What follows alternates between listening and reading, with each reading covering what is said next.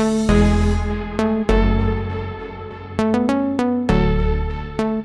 Ajarn Mieder, and today we're going to learn how to sign the word kite.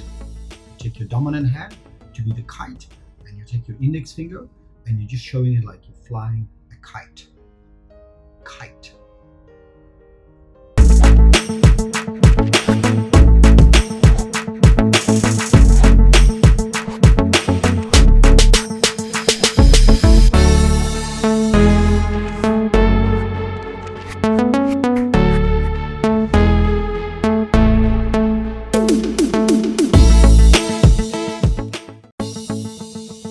Check out these other great videos from Ajarn Mieder and be sure to subscribe and ring the bell to be notified about our latest videos.